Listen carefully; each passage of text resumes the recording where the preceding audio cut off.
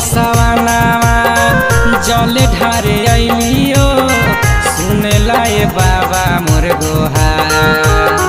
चढ़ते सवानावा जल ढारे अइलियो सुनेला ए बाबा मोर गोहार। और करे कृपा हे बाबा भैया चिराग पर बना देना बिहार में सरकार। और करे कृपा हे बाबा भैया चिराग पर बना देना बिहार में सरकार। कहियाल साहब बाबा दुखवा दरदिया कहियाल रहब बेरोजगार। और करे कृपा हे बाबा भैया चिराग पर बना देना 25 में सरकार। आज करे कृपा हे बाबा भैया चिराग पर बना देना बिहार में सरकार।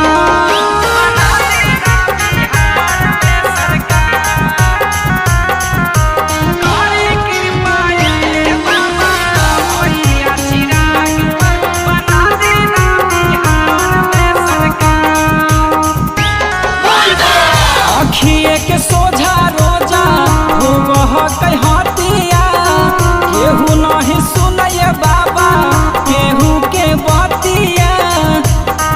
अरे हाय बाबा अखिए के सोझा हो रोज रोज होतिया केहू नहीं के सुनय बाबा केहू के बतिया।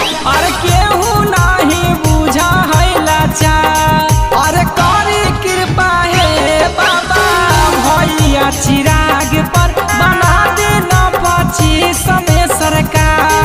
और करे कृपा हे बाबा भैया चिराग पर बना देना बिहार में सरकार। बना देना बिहार में सरकार। बोलो बोलो देवघर वाले बाबा की। बना देना बिहार में सरकार। तने बस पूरा कर दा बाबा यार मान हो। हाथ जोड़ी कहे तोहसे कुंदन पसवान हो। अरे बाबा ये तने पूरा दे बाबा मोरा यार मान हो। हाथ जोड़ी कहे तोहसे कुंदन पसवान हो। अरे कहीं आने रही बेरोजगार। और करे कृपा चिराग पर बना देना बिहार में सरकार। और करे कृपा हे बाबा भैया चिराग पर बना देना 25 में सरकार। अरे बाबा